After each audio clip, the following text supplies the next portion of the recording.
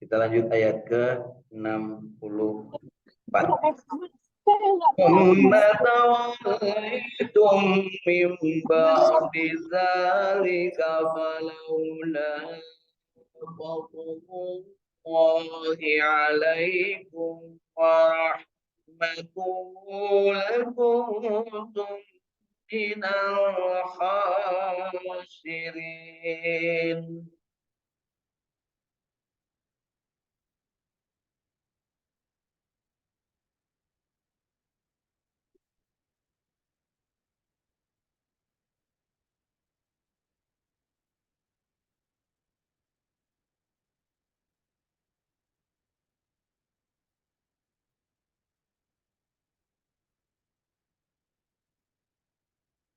وَلَقَدْ عَلِمْتُمُ الَّذِينَ اعْتَدَوْا مِنكُمْ فِي السَّبْتِ فَقُلْنَا لَهُمْ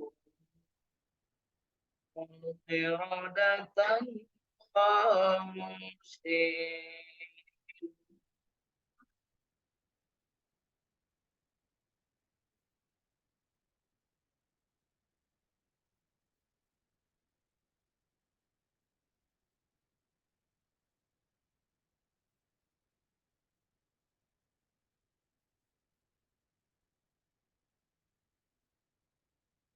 فَجَعَلْنَاهَا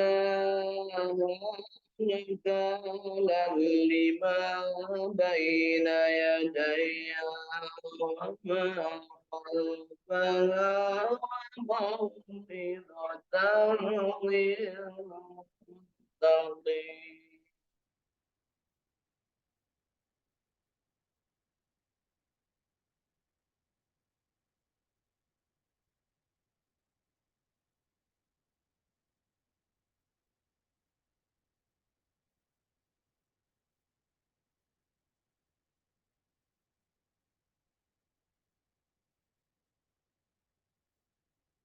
Kita ulangi ayat ke-66.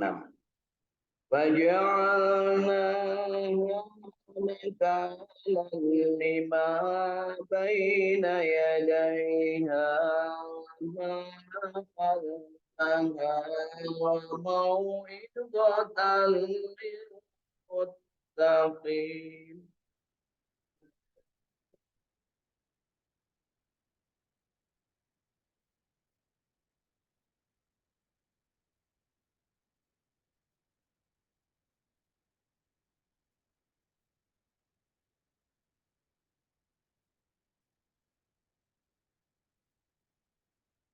فجعلناها نكالا لما بين يديها وما خلفها وموعظة للمتقين.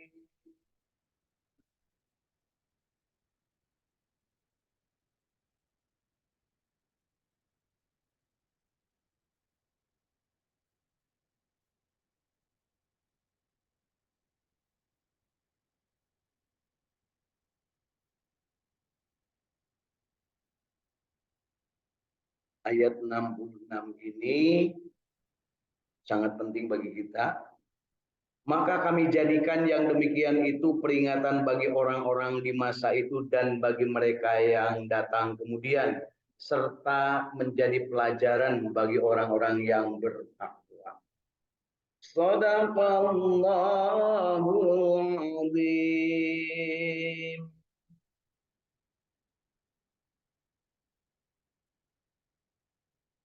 Alhamdulillah.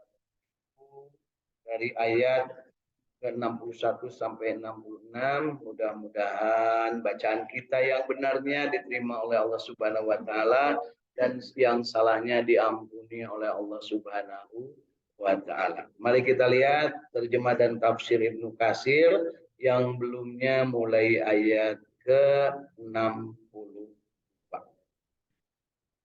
Sesungguhnya orang-orang mukmin, Bapak Ibu, kita termasuk. Sesungguhnya orang-orang mukmin, orang-orang Yahudi, termasuk enggak kita? Tidak. Orang Yahudi di dalam Al-Fatihah disebutnya maghdub. Ya. Orang-orang Nasrani dan orang-orang Sobiin. Orang-orang Nasrani dalam Al-Fatihah disebutnya dolin. Termasuk di dalamnya ada orang-orang Sobiin. Siapa orang-orang Sobiin? Pada saat Kangjeng Nabi diutus, manusia itu terdiri dari 4 kelompok ini. Kelompok mukmin, kelompok Yahudi, kelompok Nasrani, dan kelompok Sobiin. Sobiin ini adalah yang tidak Yahudi, tidak Nasrani, tidak juga mukmin.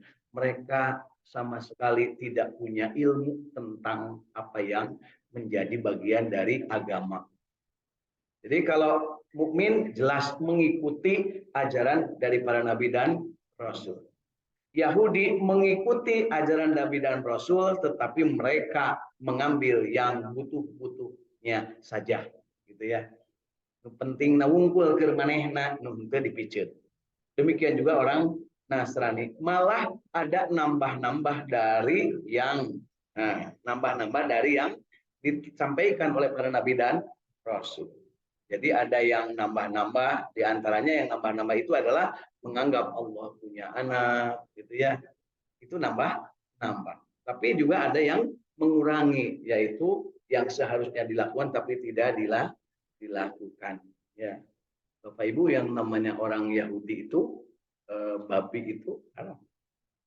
Ya, sama dengan kita. Tapi tidak sedikit di antara mereka yang makan. Tapi di antaranya ada juga yang namanya sapi itu halal, tapi malah mengharamkan sapi, kan gitu. Nah, jadi namanya maghdub dan dolin itu ada sesuatu yang disimpangkan, diselewengkan. Nah, untuk yang mukmin itu sami'na wa ata'na, mengikuti, taat dan mendengar kemudian dia menjalankan. Sementara yang namanya sobiin ini tidak pernah mendapatkan ilmu tentang Nasrani, ilmu tentang mukmin, tentang Islam, dan ilmu tentang ajaran dari Yahudi. Itu namanya sobiin. Nah, orang-orang yang populer disebut sobiin kalau di daerah Mekah disebutnya orang Badui. Jadi Badui itu bukan Yahudi, bukan Nasrani, tidak juga beriman. Jadi mereka sobiin. Sangeunah nawe saudele dewe lah mencek orang sobiin. Punya hirup nateh. Siapa saja di antara mereka yang benar-benar beriman kepada Allah dan hari kemudian dan beramal soleh, ingat Bapak Ibu, mukmin, Yahudi, Nasrani, Sobiin yang beriman kepada Allah dan beramal soleh. Nah, berarti kalau beriman kepada Allah, mengakui Allah sebagai Tuhan hanya satunya. Dan beramal soleh, berarti dia menjalankan perbuatan yang baik. Kemudian beramal soleh, mereka akan menerima pahala dari Tuhan mereka, tidak ada kekhawatiran terhadap mereka, dan tidak pula mereka bersedih hati. Jadi artinya jaminan dari Allah Subhanahu wa Ta'ala bahwa ketika tidak ada kemusyrikan dan melaksanakan amal baik dengan sama manusia, maka akan mendapat kebaikan. Nah, ini juga yang harus jadi jadi keyakinan kita bahwa bergaul dengan manusia siapapun dalam memberikan kebaikan kepada sesama, kita perlu memperhatikan aturan Allah Subhanahu wa Ta'ala dan memperhatikan apa yang menjadi kesepakatan bersama dengan sesama manusia. Di dalam beragama, orang Islam itu bisa hidup dengan siapapun, dimanapun, termasuk di negara yang semua manusia di situ kafir, orang Islam bisa hidup. Gitu, Bapak. Jangan sampai punya anak, punya cucu, nanti begitu mereka mana mau ke Amerika, wah ujung di rumah Yahudi ngumpul. Tidak, dimanapun bisa. Nah, bahkan bisa jadi kita itu menjadi ahli dakwah yang akan menyebarkan kepada orang lain tentang keimanan. Nah, kalau kita mah belum apa-apa, kemana neng? Jalan-jalan kemana? Ke Thailand. Wah, saya harun anu halal. Hesadaharan nu halal cek saha kapan kabeh oge milik Allah. Nu hese teh dahareun nu halal nu tinggal ngadahar. Sabab geus aya daging babina, geus aya minyak babi. Aya nu hayang ngagor lenternya mah halal. Terus teh Bu. Nu halal teh Bu. Nog halal lamun teu dimasak pakai minyak babi. Tapi lamun jadi semur nog, ya, tapi pakai minyak babi haram langsung. Atau nggak goreng nog pakai minyak babi haram. Gitu Bapak Ibunya. Jadi itu pernah susah kemana-mana teh ngambil nog bujur hayam mah pasti itu teh halal. Cokot nog nyanak cai kulum bersih, ya. Terus halal. Makanya penghalal di dunia mah nu paling gampang lamun di darat karena nog halal, nog hayam. Ya. Kemudian lamun di laut, nah di laut ki sama. Wah, cenah eta mah halal. Kapan laut halal lamun dimasak sesuai dengan syariat Islam. Tapi lamun goreng peda dimasak ku minyak babi, nu haramna lain goreng pedana, tapi minyak babi nah tuh bisa dipisah-pisah ku bapak teh minyak babinya piceur abdi minyak pedana unggul tuh bisa. Da asahna teh ku sabab pakai minyak. Itu jelas. Mungkin padadan ngirim ke abdi mau ditanya padadan ngagoreng nama kenaon. Oh, dan tanya padadan mah muslim. Saya pernah di satu tempat di namanya Toledo.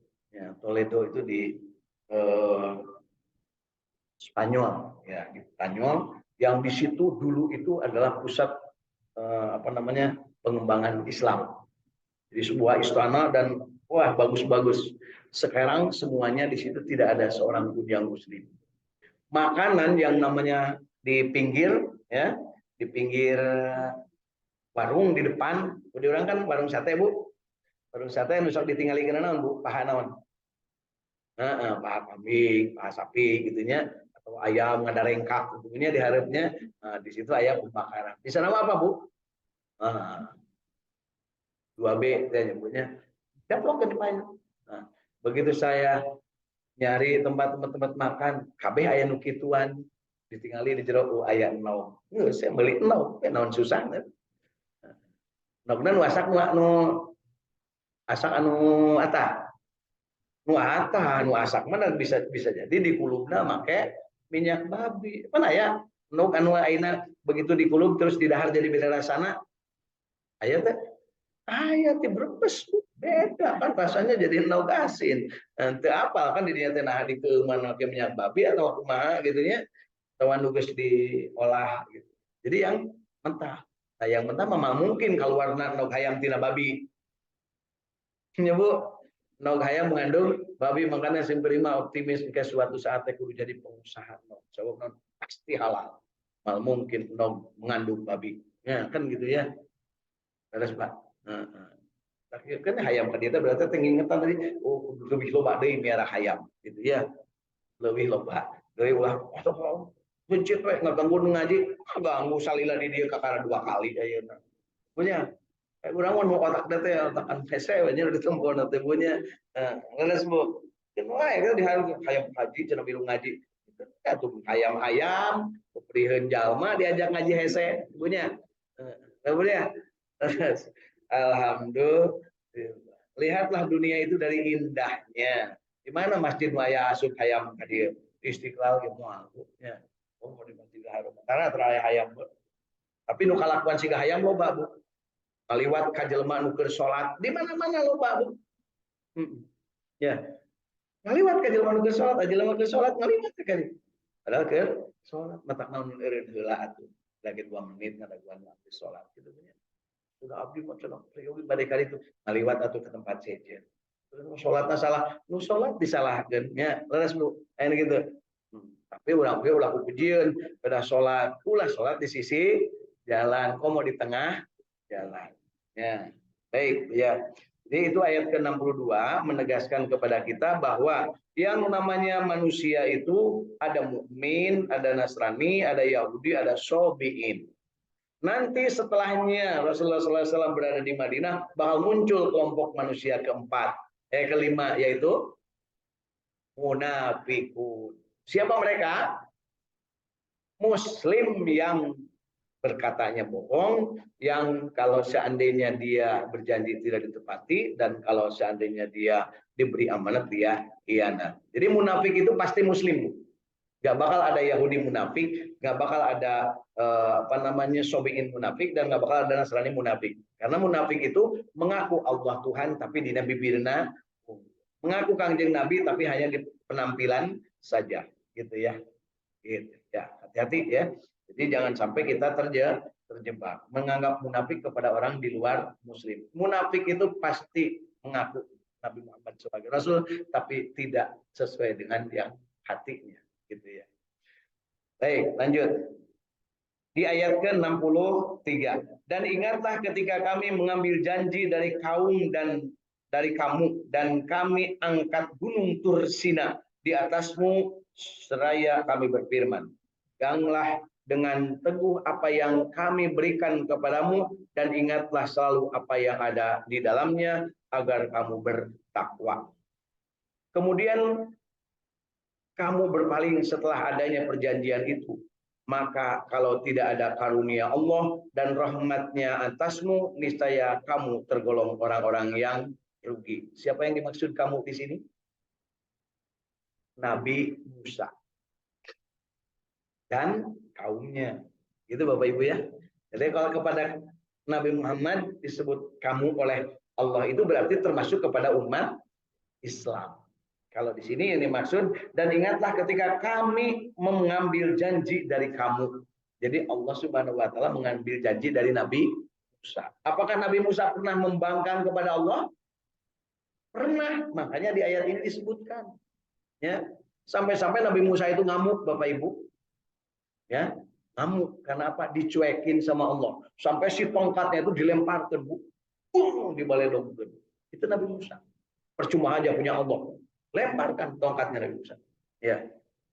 Kira-kira ayah zaman gitu ayah ayah Bu ya. Jadi Nabi Musa itu barangasan Bu, cek bahasa orang. Gampang amok ya. Batur dengan saukur ngomong paling ditonyok langsung kaya Bu ya. Nah, kan kisahnya gitu kenapa diusir dulu dari Mesir karena dia membunuh orang lain. Padahal kan ngomong baik-baik bisa. Ya. Gara-gara orang itu mau memperkosa perempuan yang dari Bani Israil. Nah, jadi di sini ditegaskan, dan ingatlah ketika kami mengambil janji dari kamu dan kami angkat gunung Tursina di atasmu. Ya. Jadi Nabi Musa itu oleh kaumnya kan, Musa mana Tuhan itu, mana Tuhan, katanya Tuhan cicing. Cek Nabi Musa, tinggal ikut. Ya Allah, tampakkanlah olehmu. Ya. Aku ingin bertemu dengan engkau, ya, gitu kan? Akhirnya diangkatlah Nabi Musa, diangkatlah gunung Tursina. Jadi gunung Tursina itu ngangkat, naik. Nah, beningan arek dibebutkeun ke Nabi Musa. Ampun, geus kan gitunya. Nah, kemudian disimpen deui ku Allah Subhanahu wa taala, tapi yang menyaksikan mati semua. Dan kemudian hidup lagi. Yang kemarin disebutkan Bu ya, bahwa lihatlah ke sana, maka bukit Tursina itu dicabut, kemudian akan dibebutkeun gitu ya. Akan dihancurkan tapi tidak jadi. Sebagai bukti bahwa Allah itu maha kuasa. Dan kami angkat gunung Tursina di atasmu seraya kami berfirman, peganglah dengan teguh apa yang kami berikan kepadamu dan ingatlah selalu apa yang ada di dalamnya. Artinya peganglah itu yang dimaksud adalah Taurat. Ya. Jadi Taurat itu batunya dari gunung Tursina. Ya. Jadi diambil dari gunung itu, batunya saja dibawa oleh Nabi Musa. Disuruh berpegang teguh. Agar kamu bertakwa. Jadi Bapak Ibu, orang yang mau bertakwa itu ternyata sederhana. Pegang teguhlah kitab suci Al-Quran. Kalau untuk umat Islam. Bagi mereka dulu pegang suci teguhlah kitab Taurat. Jadi kalau ingin bertakwa, nggak usah susah-susah. Pegang teguhlah Al-Quran. Bagaimana pegang teguh Al-Quran? Lakukan yang kamu tahu, yang kamu bisa, yang sesuai dengan Al-Quran. Dan tinggalkanlah yang tidak sesuai. Begitu Bapak Ibu. Kira-kira Bapak Ibu kita melaksanakan Al-Quran enggak? Melaksanakan enggak? Melaksanakan. Semua enggak? Ya enggak, ada bacanya gencan semua, ngerti gencan semuanya. Jangankan melaksanakan, kapan tahunya juga baru sekarang. Kan gitu ya. Jadi ya, yang dimaksud di sini adalah laksanakan apa yang sudah ada dalam ilmumu dan praktekkan apa yang ada dalam Al-Quran. Jauhi yang dilarang, laksanakan yang diperintahkan. Kalau ditanya, jauhi yang dilarang dulu, laksanakan yang diperintah dulu. Jauhi yang dilarang. Melaksanakan perintah itu gampang. Ya, tapi menjauhi yang dilarang itu susah. Kenapa? mendekati menjauhi larangan itu pasti akan lebih berat, ya. Kemudian agar kamu bertakwa, kemudian kamu berpaling setelah adanya perjanjian itu, maka kalau tidak ada karunia Allah dan rahmatnya atasmu, niscaya kamu tergolong orang-orang yang rugi. Kemudian ayat ke-65-nya, dan sesungguhnya telah kami ketahui orang-orang yang melanggar di antaramu pada hari Sabtu. Nah, jadi peraturan-peraturan bagi orang Bani Israel itu ditetapkan. Di antaranya ibadahnya itu ditentukan untuk Bani Israel itu hari Sabtu. Artinya hari Sabtu tidak boleh mengerjakan sesuatu kecuali untuk hanya beribadah kepada Allah. Senin, Selasa, Rabu, Kamis, Jumat, Ahad boleh. Tapi hari Sabtu tidak boleh. Termasuk mencari nafkah di hari Sabtu tidak boleh bagi mereka. Kalau dahar minum tidak apa. Yang namanya kebutuhan pokok. BAB boleh hari Sabtu, Pak. Mau hari Sabtu itu menang BAB. Semuanya. Tapi ngalalau, ngusep, ngacul, nyangan belut, murah, itu menang kue Sabtu. Nah, kemudian apa yang terjadi nanti ya pada saatnya hari Sabtu mereka melanggar janji.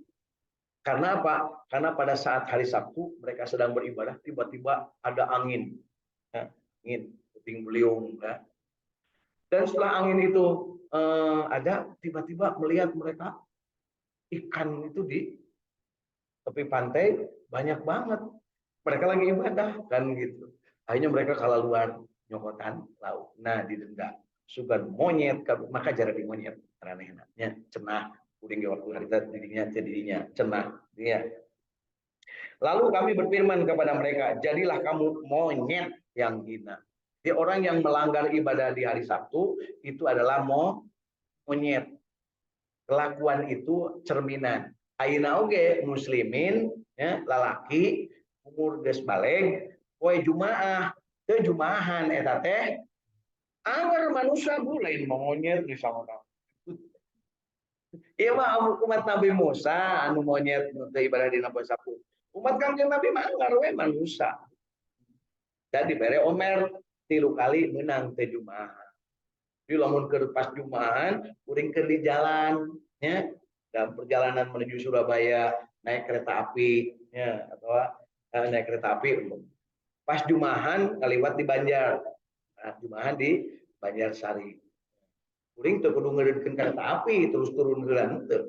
Anggar we da mobil. Nah dina kereta. Bukan berarti yang di kereta itu monyet, anggar jelema. Sebab boleh berikan untuk yang tidak sedang mukim atau tidak sedang berada di tempat tinggalnya pada hari Jumat, maka boleh laksanakan sholat. Kalau tidak sempat melaksanakan Jumat di tempat dia berpergian tersebut. Itu ya Bapak Ibu ya. Muncul di urang mah tongsok ini tanpa Jumat. Tah eta teh nambah begitu. Soalnya begitu kan Pak? Itu kapan kabuk Jumaahan? Tong ini tanpa Jumaahan mah eta teh nambah. Ya, gitu ya. Namun PNS kan gaweana di Senin nepi ka Sabtu, nepi ka Jumaah. Jumaah berarti teu digawe kan gitu ya. Nah, gitu ya. Jadi untuk orang-orang Bani Israel ini, mereka yang melanggar ibadah di hari Sabtu, artinya tidak mengikuti apa yang menjadi peribadatan di hari Sabtu, mereka dijadikan monyet. Ya, beneran jadi monyet. Ya. Maka kami jadikan yang demikian itu peringatan bagi orang-orang di masa itu dan bagi mereka peringatan bagi mereka di masa yang akan datang. Jadi peringatan bagi mereka dan peringatan bagi kita bahwa orang yang seharusnya ibadah tapi tidak ibadah adalah seperti monyet gitu. Malah leuwih atah adol tibatan monyet. Monyet cuma hireuk ngaranna teh. Lamun aya kolot, ya, sok nambah-nambah ibadah atau sok hayang jadi pamimpin, tapi manehna eueuh kabecus, sok disebutna kokolot monyet. Ari begog naon Bu? Anak monyet. Jadi kokolot begog. Eta teh kokolot begog teh aya anu sok peupeuleukeuh. Peupeuleukeuh hayang jadi pamimpin padahal eueuh becus disebutna kokolot begog. Hebat bahasa Sunda Bu. Kejadian anak iraha wae oge tinggal make we. Mata eta Pak Teguh teh saya tambah kokolot begog tapi ulah hareupeun Pak Teguh ya. Ya lain Pak Teguh ya gitu ya. Hanya kadang suka di masyarakat ningali aya kabecus hayang gitu nya. Titah kahareup leper gitu nya tah mawa amanah ti rakyat teu ditepikeun. Pas menang pembagian manehna nyokot ti heula. Eta teh kokolot begog. Ya. Catat Bu ayat Al-Baqarah ayat ka 66 ya, 65 jeung 66 bahwa begog teh baheula pernah aya di zaman Nabi Musa. Dan Musa itu memerintahkan kepada kaumnya untuk mengikuti perintah Allah, untuk bertakwa kepada Allah. Yaitu salah satu perintahnya ibadah di hari Sabat, hari Sabtu, poe ka-7. Sabat teh hari ka-7, Bu, Sab'ah.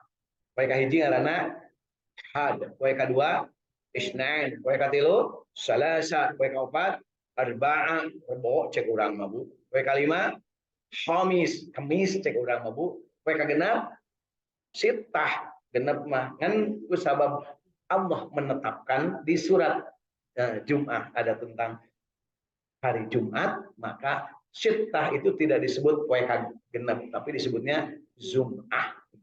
Itu khusus untuk ibadah orang muslim. Sab'ah, Sabtu, Capetu cek urang menyebut eta teh Sab'ah poe ka-7 keur ibadahna orang Yahudi. Nah, kemudian orang Nasrani ibadahnya poe Ahad, poe kahiji gitu ya. Jadi umat Islam poe Jumaah, Jumaahan. Tapi lain berarti umat Islam ibadah poe eta wungkul. Sedangkan orang Yahudi poe Sabtu, sedangkan orang Nasrani poe Ahad. Ai poe pare poe naon Bu? Ya poe pare mah pek wae poe naon oge Bu nya. Nah, lagi poe pare lamun panas. Ya. Jadi ayat yang kita baca berulang-ulang tadi, surat Al-Baqarah ayat ke-66 menegaskan bahwa kami jadikan yang demikian, artinya cerita atau kisah tentang bagaimana umat-umat Nabi Musa alaihissalam yang namanya Bani Israel diberi perintah oleh Allah, diberi kenikmatan, diberi rahmat, kemudian dibimbing, kemudian diberi kitab sucinya Taurat, tapi mereka masih baung, maka mereka dijadikan monyet ya yang baung di hari Sabtu. Nah, kemudian monyet itu bagaimana? Udah pergi jadi monyet, tidak menjadi manusia lagi. Ya. Kemudian ini adalah cerminan yang harus dijadikan pelajaran bagi kita. Disebutkan faja'alnaha nakalal lima baina yadaiha wa ma khalfaha wa mau'idatan lil muttaqin. Bapak Ibu suka mendengar enggak cenah sekarang mah urang ngadangukeun tausiah sareng mau idoh masuk kayak gitu. Nah itu ayat itu. Contoh dicontohin, dientengeun cerminan bagi perbuatan-perbuatan sekarang ya bahwa kami jadikan yang demikian itu artinya perbuatan-perbuatan Bani Israel dan peringatan bagi orang-orang di masa itu dan bagi mereka yang di masa kemudian, termasuk kita. Masa kemudian itu setelahnya kejadian itu. Serta menjadi pelajaran bagi orang-orang yang bertakwa. Bapak Ibu termasuk yang bertakwa enggak? Kalau yang bertakwa berarti sering mengambil pelajaran. Cara mengambil pelajaran namanya belajar. Jadi ciri orang yang bertakwa tidak pernah berhenti belajar. Ya. Bagaimana cara belajar yang benar?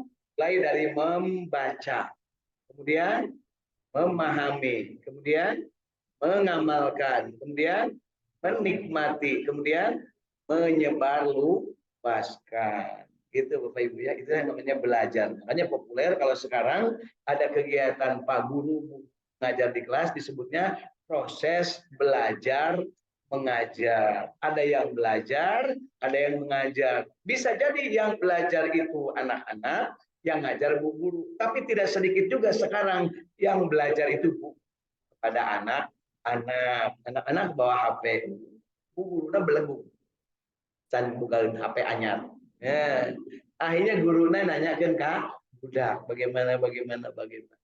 Gitu. Makanya Bapak Ibu, urusannya bukan muda atau tua ketika kita belajar, tapi ada nggak hasrat untuk mendapatkan ilmu setelahnya kita mendapatkan kesempatan hidup. Jadi jangan lupa Bapak Ibu, ilmu itu adalah barokah kedua setelah hidup. Ya. Jadi Bapak Ibu kalau ini diberikan kesempatan untuk berdoa, doanya silahkan berdoa 3. Nah, kan biasa kalau kamu berikan kesempatan untuk meminta 3 permintaan.